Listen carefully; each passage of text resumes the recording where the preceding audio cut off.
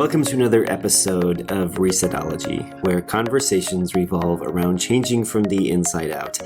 My name is Jeff, and I'm here today with Carissa and Julie for another roundtable discussion. Carissa, what are we talking about today? We are talking about dealing with the one thing. Just one thing? Just one thing. Okay. Just dealing with one thing. So I remember hearing this story several years ago. It's about the mercenaries during the Crusades. The mercenaries, of course, are soldiers for hire. And the story was that before they would go off to battle, knowing that there was a high likelihood that they might be killed, they wanted to be baptized. But when they were baptized, they would hold their sword above the water. This is where I really look for deliverance. It's really in my ability to wield this sword. God's not my sense of security, but what I can do with this sword, that's where I get my deliverance. And it reminds me of that story in the Bible about the rich young ruler. He comes to Jesus and he says, what do I need to do to inherit eternal life? And Jesus lists off about 6 commandments. And then the young man responds, all these I have kept since I was young. And Jesus says to him, this one thing you lack. Go sell everything you have and give it to the poor. And it seems like such a tall order. If like the 10 commandments were a test, this guy has 90% on the test. But Jesus still goes after the one thing. So why is this? Is Jesus just a really big rule follower and this guy wasn't following all the rules? Or is there something more going on here? That's a great question. It really seems like what he was asking is, are you really going to follow me? Are you really, or is this just another thing to add to your list, to your repertoire? Yeah. He had to give them that thing. Like what he would want from the Crusaders is their sword. It's probably another reason why they kept it out of the water. They're like, I'm not giving you this. And he would probably say to them, this one thing you lack, you have to give me your sword. Mm-hmm. Well, it really does represent the thing that we look to for security. Mm-hmm. Like there's going to be a backup plan. In case this Jesus thing doesn't work out, I've still got my wealth. But Jesus doesn't ever seem to like us having a backup plan, does he? Like you think of him calling the disciples. He didn't say, all right, come follow me, but bring your fishing nets just in case this doesn't work out. Or Matthew, you're a tax collector. Just bring along your calculator. He's not that way. It's an all-in proposition. Can you guys think of some other examples of this in the Bible where Jesus just won't let them get away with bringing along that one thing? Yeah, there's a triplet near the end of Luke. And one guy said, the first of the 3 says to Jesus, I'll follow you wherever you go. And then Jesus says to another man, follow me. And then another comes up to Jesus after that and says, I will follow you, but first. And Jesus' response to the first guy who says, I'll follow you wherever you go, is the foxes have dens, birds have nests. And, it's about counting the cost. And then he tells another man, follow me. The guy does not initiate it with Jesus. And the guy says, first, let me go and bury my father. And Jesus' response sounds harsh, let the dead bury their dead. But you go and proclaim the kingdom. And then the last of the triplet, another guy says, I'll follow you, but let me go back and say goodbye to my family. So these are good things. And I think it can be really easy for us to jump to, this is your problem that you have to sort out before you follow Jesus. And that's a terrible interpretation of this, I think. It's that I think that Jesus would say, you have to give me that. You have to give me your loyalty to your family. As opposed to, well, this is what's wrong with you, fix it, and then you can follow Jesus. It's about trust and surrender. Yeah, and integrity too. It's, are you really willing to be obedient? Are you really willing to put your trust in God? And a lot of times what we see is that the examples of the folks that had the one thing that they weren't willing to give up is that it led to their downfall. So thinking about, Samson and how, for him, that one thing was that he had to have a Philistine wife, right? He had to have his way and be disobedient in that. And that's what ended up leading to his downfall. And thinking about King Saul, where he was not willing to wait. He had to take control of the situation and offer a sacrifice that was unauthorized because he was so impatient. So in that case, it wasn't necessarily a thing. It was more his will that he wasn't willing to give up, his autonomy that he wasn't willing to give up. Kind of a character flaw. Yeah. Exactly. But those are the things that end up leading to the downfall. It's like the ring and the Lord of the Ring, right? That's what kind of leads to destruction. The story that I was thinking of is the one in Joshua 7 about the story of Achan. And God tells the Israelites that they have to destroy everything. They're going into Jericho, destroy everything except Rahab and her family. When they go in, there's one guy that takes what the Bible calls the devoted things, because all of the metals, precious metals, were supposed to go into the temple.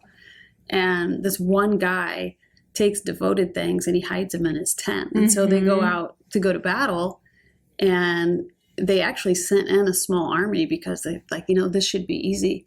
But they keep getting routed. And Joshua's asking God, why is this happening? And he says somebody's kept devoted things. And it's such an interesting story because God has Joshua bring people out by tribe, then by clan, then by family, like just drilling down to that one thing, that one person. It's like God has put his finger on this one thing and saying, until you deal with that one thing, you're not going to be able to stand against your enemy. And so like these one things, even though it's something in our own life or our own character, I mean, they affect people around us, right? And then once they dealt with the one thing and the one guy, then, they were able to go on and take care of the battle.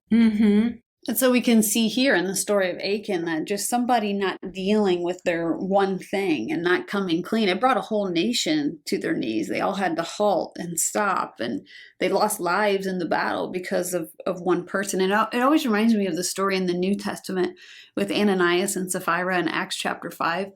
The early church is born and they are on a roll. God is using them in supernatural ways. And then all of a sudden everything comes to a halt because two people withheld. They sold a piece of property, laid the proceeds at the feet of the disciples, and made it appear like they had brought everything. But Peter knew by the Holy Spirit that they were withholding, that it wasn't the full price. And so it's like this one thing again, and they're withholding, and their character, it brings the whole church to a stop. And they end up losing their lives, also like Achan. And so we can see that not dealing with these things can have this huge ripple effect. And stories like that, I mean, they're kind of terrifying. And so what are we learning about the character of God in all of this? Like, is he just fault finding, or does God just like pointing out shortcomings?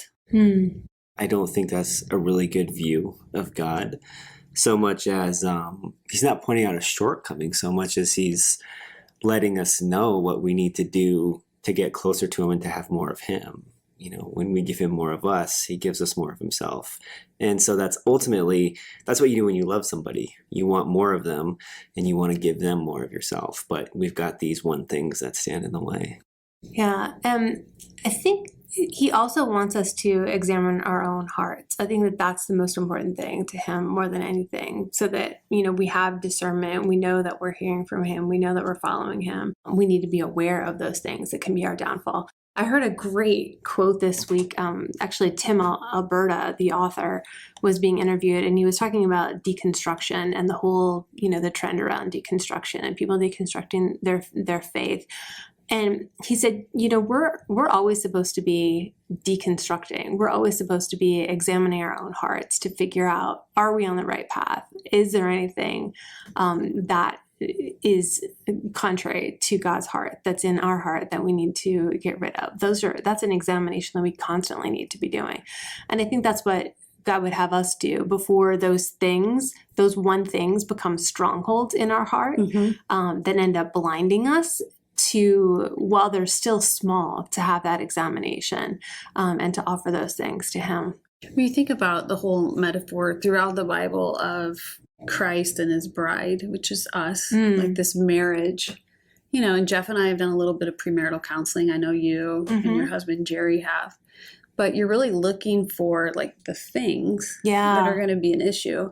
And when one thing pops up, like, oh, they're not on the same page about finances, or they're not on the same page about where to spend the holidays. Right. Like, you have to deal with those things. If you don't deal with them before they get married, they're going to become a big thing. And so if we think about that in terms of our relationship with God, it's like he's putting his finger on these things. Like, these are going to be a barrier.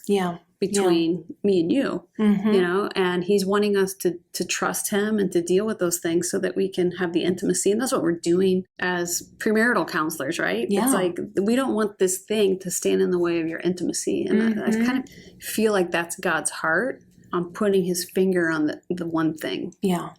So let's kind of bring this down to a little bit more of street level. You know, I mean, we've been talking about obstacles between us and God, but what about the one thing in our relationships with other people? Because sometimes if we have unresolved conflict or we have unmet expectations or underlying tension that's not dealt with, there's this one thing that's unspoken, and it really can be like a snake in the grass. Like it's there, you know, it's there, the other person knows that it's there, and it's just waiting to strike. And of course it always strikes at the most inopportune time. But we feel it, and we know it's there, but we just keep not dealing with it because we don't want to have the conversation. We don't know what's on the other side of it. But it comes out through, you know, some bitterness or some finger pointing or, you know, just this tension. So what prevents us from dealing with this snake in the grass or this one thing in our personal relationships? Yeah, a big thing that can prevent me is if the level of previous pain that's involved in it, you know, if it's and a lot of my experience with this in particular comes kind of after the attempts to deal with it, and when there's like failed attempts in the past, and lingering pain. And I'm talking about deep wounds, you know, the kind of scars that you're hyper aware of for long after they, you know, the wounds scar over. And like unforgiveness, anger, hurt, those are things in relationships that make it really hard for me to want to go back and try again to resolve when there's lingering stuff. I was listening a while back to this podcast about a book called Choosing Forgiveness by Thomas Berg and Timothy Locke. And I think it was Thomas Berg who said this, and I'll never forget it because it was like God just shone a bright light on something I was struggling with. He said, forgiveness and anger are not the same thing. That our society assumes that forgiveness means I'm over it. And that's not true at all. Forgiveness is, it's okay to say I'm not over it, but I'm choosing to forgive you. And I can forgive you even though I'm mad at you. Those are two separate things to work out. I have to forgive, and I have to work out the angry feelings or the hurt, whether it's in therapy, prayer, spiritual direction, whatever, but I can forgive while I'm hurt. And I can forgive while I'm angry. That was just super, super powerful for me to hear that. It really helped me understand that it's okay to be mad, and it's okay to be hurt, but it's not okay to use that for unforgiveness. Yeah. So if there are a lot of failed attempts at reconciling a one thing in a relationship, healthy boundaries are so important. I've got to take a healthy step back so I don't keep getting re-injured. But what about when there haven't been any attempts? When it's just there and no one's calling out the elephant in the room? Yeah, I think that a lot of that gets into the stories we tell ourselves, right? Like, at least while we're not talking about it, I can pretend that it's either not as big as I'm actually feeling it, or I can pretend that if we talked about it, that it would make things better instead of worse. But we really become vulnerable when we raise those things to the other person, especially if we have different communication styles, right? So for me personally, if conversations get very emotional or intense, it shuts me down. It's very, very difficult to stay engaged. And so it can be easier to avoid those conversations if I feel like it's, you know, I could get into a situation where I'm making myself vulnerable and then get shut down. And that's in any kind of relationship, right? The problem is that then you end up closing off to the other person because you don't want to be vulnerable. And so you're not bringing your whole self into the relationship. So similar to what we were talking about with God, right? Like those things that we don't talk about to God are the things that we don't give to him. We're not able to bring our full selves to that relationship either. And there's a price to pay for not dealing with that stuff. I was thinking about our car, Jeff. Like we have a car that several years ago, it was a Toyota. It only had 70,000 miles. Like you think, this is going to go 200,000 miles, right? And it was making a funny noise. didn't deal with it, kept making it. Weeks went by. I would tell Jeff, like, this is making a funny noise, but I'm the primary driver, so I just kept mentioning it, but not dealing with it. Yeah. And then Jeff drove it on a Sunday across town, and the little noise became a huge noise, and he's on the interstate, and it's 115 degrees, and so he's thinking, let me get off the interstate. Then he gets on the frontage road, and it's like, oh, let me see if I can make it to a parking lot. But in trying to go a little bit further, literally the engine blew up. So we had to get a new engine. It was like $4,000, right? But it's an example of not dealing with the thing. Like, if we would have dealt with it 6 weeks before that, 5 weeks before that, or even after the noise got loud, just pulling over on the interstate. But it's just like that mindset. Let's go a little bit further. Like, I can put this off a little bit further. Yeah. Yeah. And I think we do that in relationships a lot. It's like, something's off, something's not right. With my car, I know because I drive this all the time. But in a relationship, it's the same way. Like, I know what it's normally like, and something's off here, but we keep putting it off. And part of it might be what you're saying, Julie, is like, I'm kind of scared what the answer might be, or what I might hear, or how this interaction might go. Yeah. And so we go a little bit further and a little bit further, and then we're headed for a blowout if we don't deal with it. Yeah. I mean, especially the things that we feel like are bigger than ourselves, right? Like, in your mind, you could be thinking, oh my gosh, the noise in the car is so loud. It's going to result in a $5,000 bill. I don't want to deal with it because I don't want to have to, then incur the charge and deal with it. So we just kick it down the curb. We procrastinate until it becomes something much bigger. And I don't know if you're familiar with Terry Cruz's testimony, but I've read his memoir, and it was so powerful that he for years was dealing with a pornography addiction. And what ended up showing up in his marriage was the anger issue, the anger outbursts, because he had a lot of inner shame. And when it finally got to a tipping point in his marriage, it threatened his marriage. His marriage could have ended at that moment. But his wife said, you need to the only way this is going to work is if you go through some kind of intensive therapy, you deal with the issue, and, we can rebuild, but I need utmost transparency. And it took a long time to build back that trust. But it was just those periodical little noises in the relationship, right? The periodical angry outbursts that were the indicators of the larger problem. And it's so easy in those cases to just stop confronting, to just stop, engaging the other person. A lot of times, though, that ends up in the person who's the offended party going off and having an affair because they just walking away, and the other person doesn't really understand why. It's because all that tension has built up over time, or it results in a big explosion of some kind. So all the more reason why we need to have people of trust, spiritual directors of trust, ministers of trust, therapists of trust, communities of trust, where we can start to build the strength, build the capacity to even articulate what's going on with us and begin to deal with it so it's not so overwhelming. And what's the best way to deal with these kind of tensions in a relationship? I think as people are listening, they can identify with, I've felt that tension before, or I've even felt that tension in my relationship with God. I know I've gone through seasons like that. It's like a kind of avoiding the prayer part of quiet time. Because it's like, I feel like there's something between us, God, and I kind of don't want to talk about it, or I don't know if I want to know the answer. But how do we deal with those tensions, first of all, in our relationship with people? I think a good place to start is recognizing where you've caused offense and owning that. Asking forgiveness, and really being genuinely sorrow for having caused offense and pain, and taking complete responsibility for it and holding yourself accountable and asking forgiveness. I think that can go miles for starting the conversation and the work from there. Yeah, it's that whole removing the plank from our own eye first before we try to take the speck of sawdust out of somebody else's eye. Jesus had a thing or two to say about that, right? Yeah, that's such a good starting point, is looking at ourselves. What was my part in this? Because rarely in relational conflict is it 100% the other person's part. And so we have to own our pieces of the pie.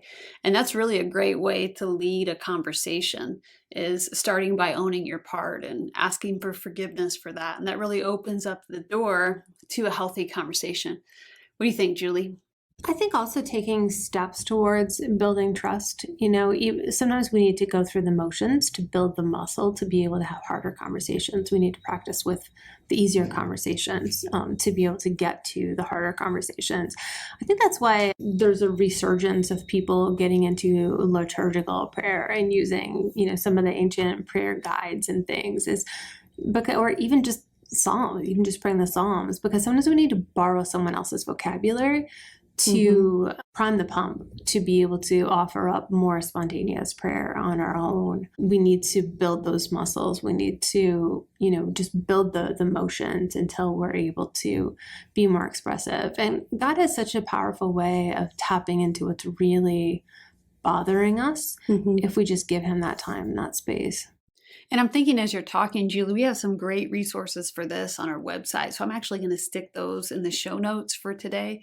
But we have a prayer of lament that helps you get out the sadness and the grief that's on the inside and that is there. But sometimes, like you said, we need to borrow someone else's words. And so sentence starters help, guided prayers help. We have a prayer of examine and a prayer called praying your emotions. And both of those, Jeff leads you through a prayer where he starts prayer and then gives you space to fill in the gaps with God. It's helping you discern where God's moving and where the enemy's moving, or helping you get the emotions, especially the negative emotions, out and give them to God. And it's such a good connection point in our relationship with God.